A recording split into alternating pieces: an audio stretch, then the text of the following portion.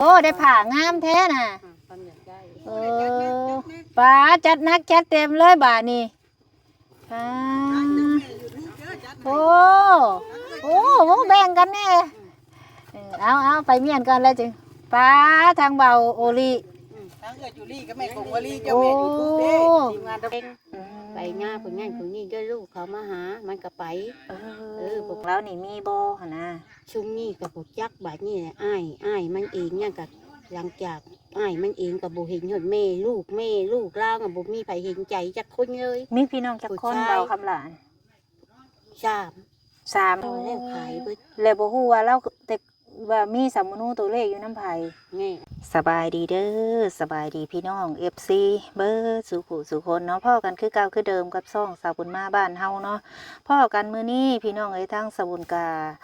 เวะมาหาอีกครอบครัวนึงเนาะที่สาวบุญได้แจ้งไปเมื่อเช้านี่แหละพี่น้องมาหาทั้งครอบครัวเบาหล่าพี่น้องเอ้ยที่เราเป็นพ่อใหม่ลูกนึงค่ะเนาะมื้อนี้ทั้งสาวบุญกาทางมีทางผู้ใหญ่เพิ่นอยากให้สาวบุญเข้ามาวันนี้สบุญกับมาฮอดมาถึงแล้วพี่น้องเอ้ยเป็นครั้งแรกที่เฮาสิได้มาหาเนาะพี่น้องเอ้ยกะได้เห็นคลิปกะอีต้นนั่นแหละพี่น้องเนาะทางเฮากะได้มาฮอดจอดถึงแล้วพี่น้องเอ้ยเฮากะสิเข้าไปทำข้าวเนาะตอนนี้ก็มีทางทีมงานบาอุริกำลังสัมภาษณ์ดู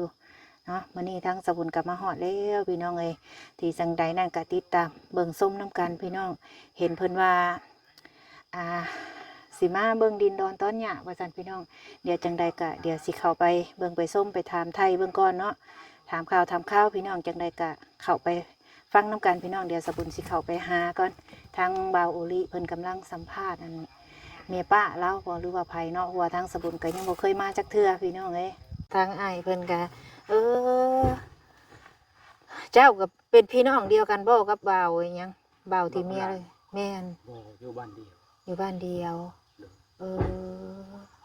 เราไปสั่งครอบครัวอยู่พุ่นบ่หรือว่าแน่ใดคอยกับตะกี้คอยขึ้นว่าเราไปสั่งครอบครัวอยู่ปักเซ่บัดเลยบัดลาว่าเลยอยู่ทักแค่อยู่ทักแค่บ่สั่งครอบครัวอยู่ทักแค่โอ้ยเนาะสร้างเป็น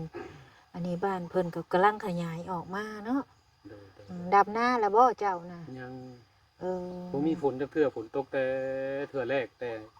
ช่วงวันก็มีตกเดียวเท่านั้นแต่ยังไม่เคยตกมาเลยเจ้ากับพ่อฮู้จักอยู่บ่ชีวิตของเพิ่นนี่แบบความเป็นอยู่ของเพิ่นที่ผ่านมานี่บ่าวคำหลา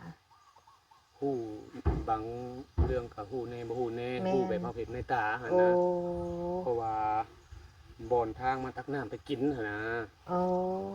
เพราะน้องก็บ่เคยกินน้ำซื้อหั่นนะมีแต่ตักน้ำกินเองหั่นนะน้ำสางเนาะน้ำสางน้ำบ่มาแล้วเห็นนอนโคโลอยู่ในโพนนะคืออีต้นนะนอนกอดลูกอยู่หามาตั้งนานอยากถามพัดเกรงใจนะเกรงใจเพิ่นกันติดตามคือเขาตอกย้ำเพิ่นนะแล้วยันเขาเจ้าว่าให้ยันเขาก็บอกว่าถามตั้งน้ำแล้วเขากับเมื่อนะแล้วเฮ็ดได้สะพ้ายสั่งมาหูเราก่อนหมู่นี่มีคนแนะนำมาบ่หรือว่าได้โดยครับน้องนี่แหละเป็นผู้สร้างส่งมานะเขาเห็นความจำเป็นคือ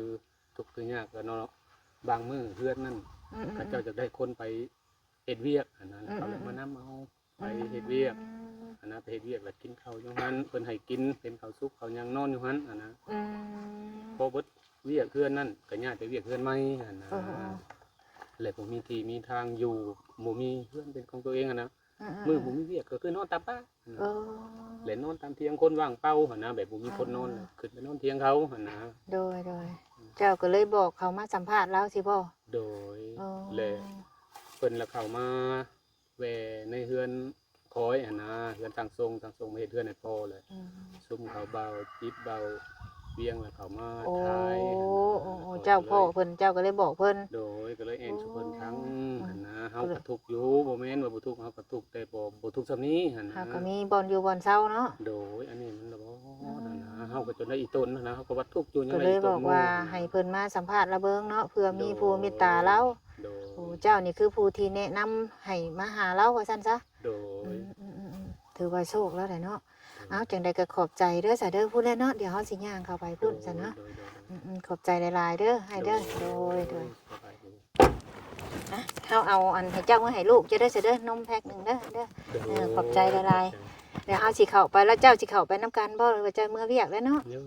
โอ้โดยเอาเฮ็ดได้ซะบัดมาน้ำกัน ย่างเมื่อไกลเติบได้โดยก็บ่ไกลปานใดเออเนี่ยก็นี่ก็รับเมื่อของเก่าหรือสิรับมื้อนี้ก็ได้นะ มีลูกจักคนจ้ะ3มีผู้น้อยผู้นึงมีผู้หญิง2คนแล้วผู้กบก็เป็นผู้หญิงและกลางก็สร้างทรงมีลูกชายเดียวเอาสานขอบใจเด้อโดยไปเดี๋ยวเฮาสิเข้าไปหาเพิ่นก่อนบัดนี้เด้อไปผู้ทางไอ้แก้วพี่น้องไปได้อยู่ว่ามันเข้าฮะเข้าได้อยู่เนาะแล้วมันกว้างบ่ทางผู้น้องล่ะสบายดีเด้อเลยสบายดีอันนะเอามาหันพอดีพอสร้างทรงแล้วพามาแล้วย่างลาดเมื่อพุ่นเอาว่าบัดมานำกันบัดเมื่อเป็นยังใกล้ๆลาดไปนี่แล้ววะพอมาส่งบ่แม่นไปเบิ่งเรียกเพิ่นเพิ่นดูนี่ไปเพื่อนเพิ่นมาเฮ็ดเฮือนเพิ่นมีกองตารางให้เพิ่นกองตารางมาแจ้งงบประมาณนี้แหละดำหน้าแล้วบ่ดำแล้วยังบ่แล้วคือกันเฮาก็ได้ดินยังขาวอยู่เด้เอ้ยไปยังไงเด้สิฮอดใช่เด้ว่าเข้ามาถึงบ่ทางแล้วก็สิโทรถามเลยตะกี้ว่าอันสิถ่ายอยู่ทางเข้าแล้วพอดีเราย่างไปใส่แล้วย่างไปใส่ก็เลยว่าไปอุ้ยคืออันพอนั่นแท้ว่าก็เลยเราเลยว่าไปสิพาไปแล้วว่ะเขาบอกว่าแม่นไปซะละไปเอาระวัง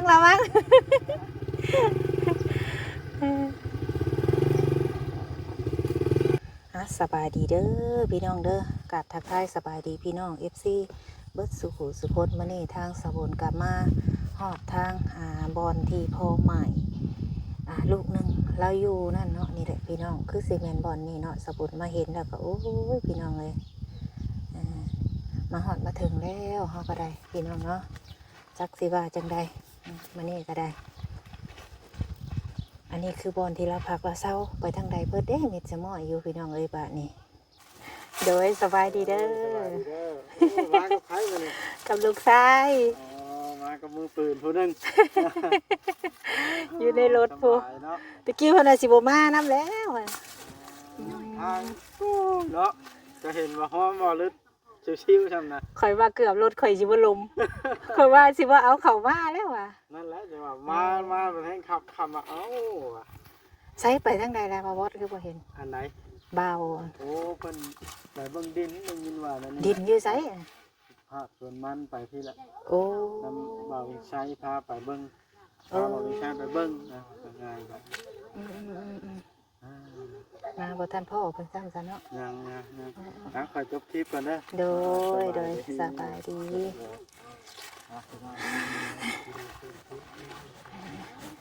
ทาง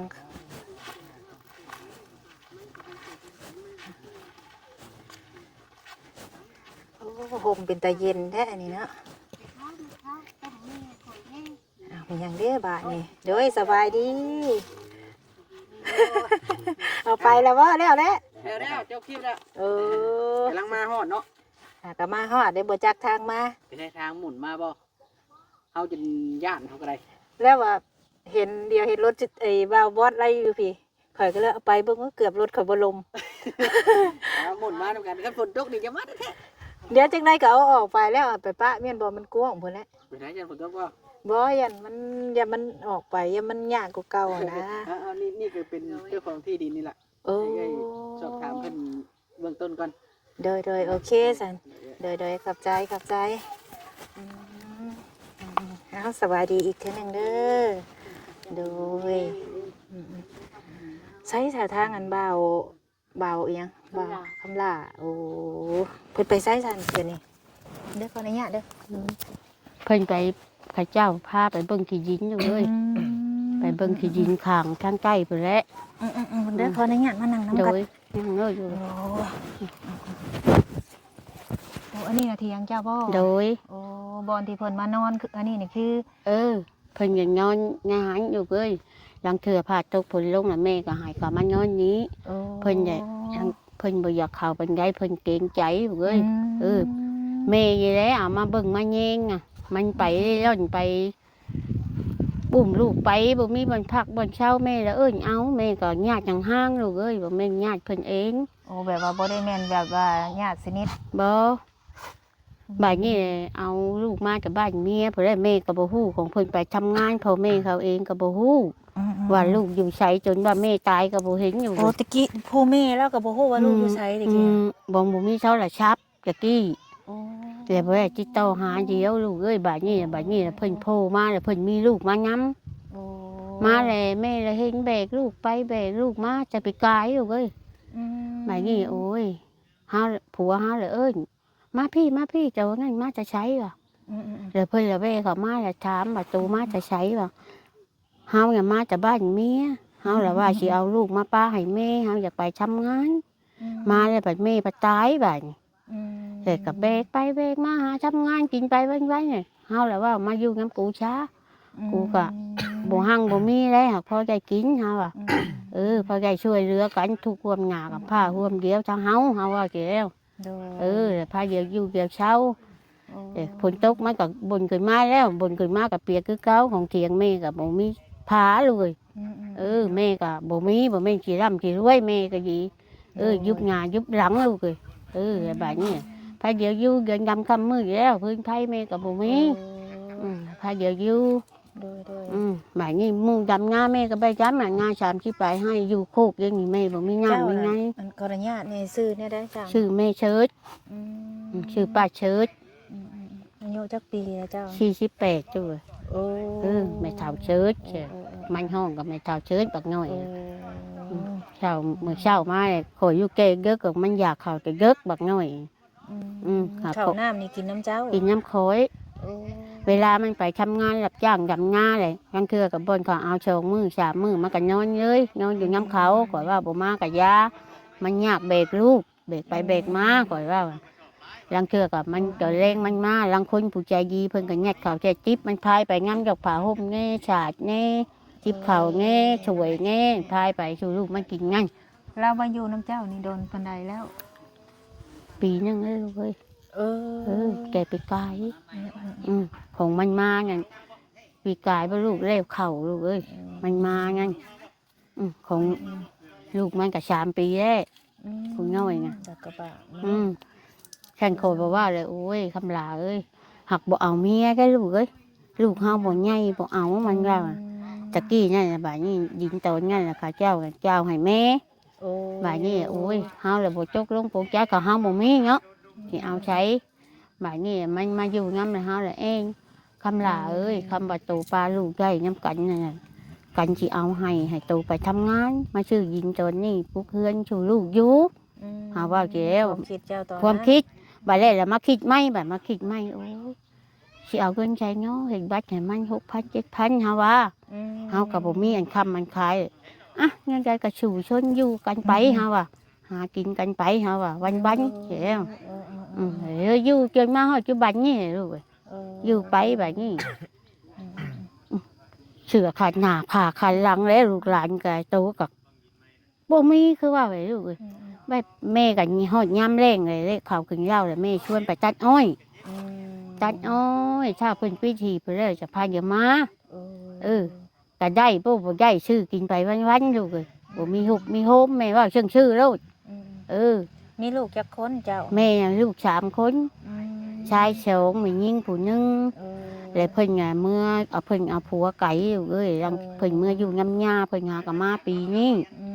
แต่แม่เฮ็ดนากับคำหลาข่าวงามจำปาแม่ก็บ่เคยได้หลายกับงานโดนอยู่คำผลย่อยช้าๆแล้วแม่ได้อยู่30 ศพคือปีนี้แม่ก็บ่พอเลยลูกอยู่พาอยู่กับลูกเด็กตอนนี้เพิ่นก็กำลังบ่อนนั่นบ่บ่อนเพิ่นนอนโดยเพิ่นบ่ขึ้นมาเพิ่นเกรงใจคำผลตกแล้วมาเลยมันก็คิดกินอยู่พี่มันก็หลายคนมันก็หลายเนาะโดยยังดีเลยที่ว่ามาพ่อเจ้าก็แบบว่า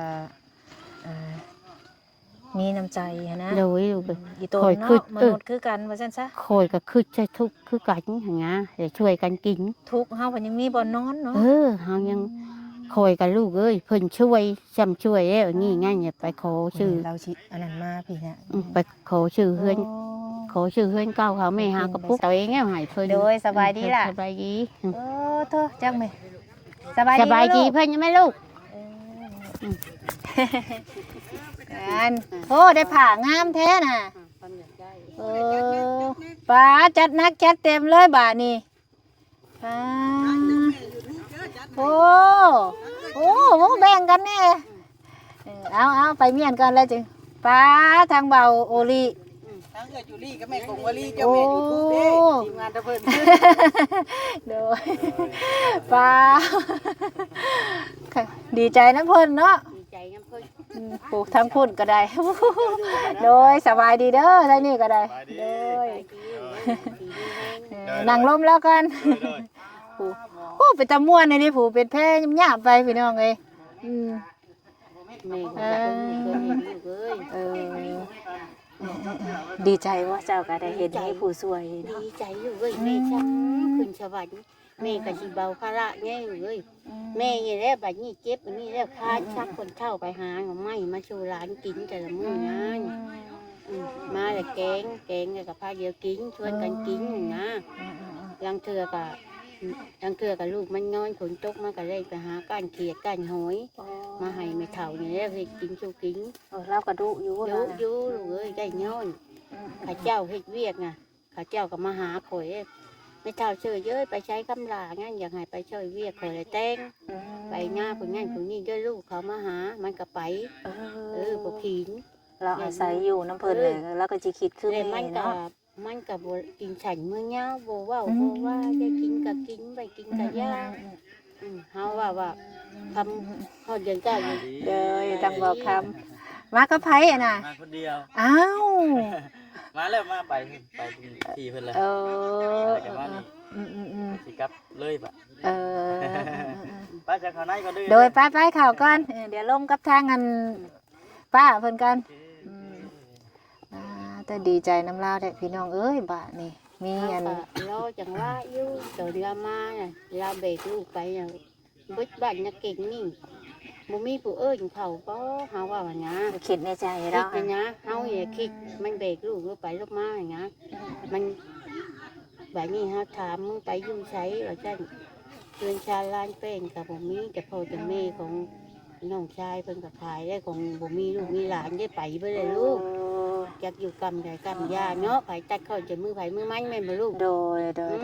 คนกูมือนี่ไผก็แก้มือเฮือนไปเฮือนมัน โดย ก็บ่เห็นแม่หลานก็บ่มีคือคำหลานมันก็ไปจนหากับโผล่มาโผล่มาแล้ว โอ้ บ่มีหยัง ตอนที่เราไปอยู่ทำอิฐไปน้ำเมียนี่แม่ก็บ่ฮู้ซ้ำว่าเราไปอยู่ไส ไปเต้นน้อยๆแล้วเอาเมียหน้าเลย เอาเมีย เราอยู่ไสตอนน่ะตอนที่ว่ากับเมียนี่อยู่บ้านใด เมียอยู่บ้านแต่เชิดแต่บ้านเพียงบ้านเมียมันบ้านนาคำพันธ์เขวงกำมวนตัวแล้วเว้ย โอ้แขวงขมวนไปทางอันท่าแขกพุ่น แล้วว่าแม่ก็บ่ฮู้ของแบบไปโคไปเต้งเขาเต้งเองเขาโคเองลูกเอ้ย เนาะ มันแหละว่าเฮาแบบเขาก็สงสารมันจะไป เขาละเอา มันเอางั้นมันเฮ็ดเวียกเหตุการณ์อยู่มาแหละเมียตายแล้วละบาดนี้ทั้งครอบครัวเมียนี่ก็บ่มีญาติพี่น้อง อันบ่าวเอามาให้เนี่ยกระปุ้นนะ2 ถุงเท่าใดเอามาให้แปะ2 ถุง บาดนี้กลับมาแล้วก็นี่แล้วลูกเอ้ยมาอยู่กับแม่นี่แล้ว มีหยังก็กินน้ำกันเนาะ น้ำกันลูกเอ้ยแก้วก็กินน้ำกันเกลือก็กินน้ำกัน อันนี้เขาฝากเจ้าเด้อไว้ให้ลูกให้หลานกิน ขอบขอบใจหลายๆ หมดดินได้สิจื้อเดี๋ยวเจ้าเฮาจังสิเข้าไปสัมภาษณ์เพิ่นเพราะว่าตอนนี้เพิ่นกำลังมอบเครื่องมอบของให้เรา โดย ก็ยังดีเนาะที่ว่าเดี๋ยวเฮาสิไปเบิ่งอยู่บอนดินดอนหั่นนะ โดย ว่าเพิ่นสิซื้อดินให้เราหั่นกว้างเติบบ่ ร่างเกิบเลยลาวว่าสมควรบ่าวอันนั้นนี่ว่าไปแม่ โอเคอยู่ อันเว้างั้นแม่นี่แล้วหางั้นจะกี้จะเขาเจ้าให้แม่เราแม่บ่มีเงินแม่ก็ว่าแนวใดแต่อยู่มาบุญกำลาแห้งอยู่เลยข้าเจ้าบุญมาอย่างนี้แล้วคือข้าเจ้ามาแล้วแต่แม่ไปถามข้าเจ้ายินข้าเจ้าคือนี่ไงข้าเจ้ากับพังรักพังเล่หายคักแง่แต่เพิ่นยังถามโคถามแม่อย่างนี้ใบจำมือพัวแค่แม่นี่บ่ฮู้ แล้วขึ้นสมโนกับไผเนาะ นี่ขึ้นกับแม่ไงบ่านี่แม่ตายจักงะบ้าฮุบเมื่อจักไผฮุบเมื่อลูกแม่ก็บ่ฮู้ครอบครัวของเพิ่นแม่นบ่แม่เป็นคนนอก ต้องถามแล้วแต่ก่อนแต่กี้เรามีรายชื่อ นี่ บัดนี้ญาติพี่น้องเราที่เป็นพี่กับน้องกับเรานี่ยังมีอยู่บ่จ้ะแบบเอื้อยอ้ายอย่างเรานี่มีบ่หั่นนะ ชุมนี่ก็บ่จักบาดนี่แหละอ้ายมันเองเนี่ยก็หลังจากอ้ายมันเองก็บ่เห็นฮอดแม่ลูกลาวก็บ่มีไผเห็นใจจักคนเลย มีพี่น้องจักคนเบาคำหลาน สาม 3แล้วบัดนี้ สาม มี ทั้งนั้น มีเอื้อยมีอ้าย มีเอื้อยมีอ้ายก็ไปมาเลยลูกจักตายจักยัง หากจักเพิ่นอยู่ไสเดี๋ยวนี้ โอ้โห ดินดอนตอนหญ้าที่พ่อแม่อยู่แต่ก่อนเด้จ้ะ ไปขายไป โอ้ แม่ป้าว่าแล้วขายเบิด แล้วบ่ฮู้ว่าเราแต่ว่ามีสมโนตัวเลขอยู่นำไผ แม่อันนั้นแล้วแม่ สมมุติเพิ่นสิซื้อดินให้เรานี่เด้จ้ะ งั้นแล้วว่าวันเคลียร์กันคำว่าบ่ได้คำว่าบ่ฮู้บ่จักบ่มีนั่นน่ะเพิ่นจะสิเล่นเองเพิ่นว่างั้นจุมบ่าวนี่ว่างั้นบ่ายนี่อย่าบ่าวชาวชีปลูกขายยังก็จักไปกำไก่อยู่เลยเพิ่นเอาเมียไก่แต่มาถิ่มเอื้อยแล้วเพิ่นก็สำละชาช้างเพิ่นก็ปุ๊บเมื่อเลยลูก ก่อนสิซื้อตาดินนี่มันก็ต้องมีสมโนมีชื่อมีเสียงเข้าสมโนก่อนแหล้วมันจังบ่แม่นใบคุณตกหล่น โดย มันต้อง แต่แม่สิเว้าให้มาแรงลูกเอ้ยแต่มื้อเขาเจ้ามาแล้วแม่ให้ได้คำตอบให้นะคำว่าถามเนี่ยอันถามมันเองบ่ฮู้เลยก็บ่คอยนี่ความหวังนี่บ่ฮู้เลยคำหลา เพิ่นเว้านี่เพิ่นมีเพิ่นสิมาซื้อดินบ่มื้อนี้นะ โดย เพิ่นมีครบเบิดแล้วบ่เงิน เพิ่ เพิ่ น น ว่าว่าผู้ประมาณพอแล้วบ่าวนี่ผู้เว้ากินอย่างนั้น บ่าวหยัง แม่บ่ฮู้ชื่อ บ่าวเสือขาวบ่คือเสือดำ ผู้นั่งนั่นนี่ลูกเอ้ย โอ้ผู้เสือขาวแม่นแต่ว่า ผู้ใหญ่ๆไง บ่บอส ผู้ใหญ่ โอ้เรามีครบแล้ว ครบแล้วเพิ่นว่าแล้วใบนี้อยากให้ฮู้มันใบตาดิน อืม แล้วก็ใบอันนี่ใบจำมัน ๆสัมมโน แม่ แม่น ว่า มันต้องมี ข ตัว อ นี้ โทษเจ้าลูกแม่ว่าลงหน้าลงหลังแล้ว โดยบ่เป็นหยั คื ง นแม่ก็ดี อืม ใบนี้ลูกเอ้ยแม่ก็หายห้องตั้งแต่จำบ้านน้องชายไปกรุงเทพตายมาชื่นมานึ่งมาลูก แม่นี้ ใบนี้หากระเว้นเขาหากระชวนพ่อแม่ก็ตายเพิดแม่งั้นใบนี้ไปก็รถชนลูกเอ้ย เอ้า น้องงั้นน้องชาย น้องเจ้าบ่ โดยรถชนเนี่ยก็ เดี๋ยวเพิ่นนั่นอยู่ไสซะเดี๋ยวนี้เผาแล้ว เมียนใจวันประหัดพุ่นอยู่ อ เล ยู่ ย พุ่นเลย โดย ลูกเมียเราเด้ ลูกเมียงั้นเพิ่นเอาเมียคนไทยแต่กระดูกเขาจะคอยไปเอาลูกเอ้ยกระดูกงั้นจะคอยเอามาเอามาแล้วห่อแจ้ว เมียคนไทย โดยจะคอยขึ้นห่อแล้วไปเอารถต่ำจนว่ามุ่นเบิดไปเลยลูกเอ้ย โดยเอาจังใดกะแล้วเฮาก็จังสีสัมภาษณ์อีกในต่อไปเนาะพี่น้องตอนนี้ทางเพิ่นก็กำลังอันมอบสิ่งมอบของมอบที่นอนหมอนมุ้งให้เราทางเบาอุลิเนาะทางเอื้อยจุลี่เพิ่นจัดบ่อนนอนหมอนมุ้งให้ก็ถือว่าดีใจน้ำเล่านะพี่ โด เนาะ ยแม่ ที่ จื้อ มี อยู่ ผู้ใหญ่เพิ่นช่วยเหลือเราหั้นนะพี่น้อง โดย เดี๋ยวจังใดเนาะเรื่องที่ดินดอนตอนหญ้ามีงบพอบ่พอเดี๋ยวทางสบุญกะสิสอบถามทางทีมงานเบาบอสอีกเทื่อนึงพี่น้องเอ้ยว่าทางสบุญกะยังบ่ฮู้ว่างบที่ซื้อดินนี่มันมีเท่าใดแล้วมีน้ำไผนี่เนาะแต่เฮาสิถามรายละเอียดทางน้ำทีมงานเพิ่นหรือว่าจังใดล่ะเฮาก็จังสิว่ากันอีกเทื่อนึงพี่น้องเอ้ยบ่หากะมาบ่ โดย สวัสดี เดี๋ยวเฮาสิถามเพิ่นอีกทีนึงพี่น้องให้เพิ่นมอบสิ่งมอบของก่อนเนาะเรื่องซื้อดินดอนกะดีใจน้ำเล่าที่มีผู้ใหญ่มองเห็นนะเดี๋ยวคลิปนี้เดี๋ยวทั้งสบุญกะสิขอจบก่อนพี่น้องถ่าต่อกันในคลิปหน้าเนาะเดี๋ยวเฮาสิไปถามข่าวทางเบาคำล่าแม่นบ่ โดย โดยเดี๋ยวคลิปนี้กะสิขอจบแล้วพี่น้องเนาะสบายดีเด้อ สบายดี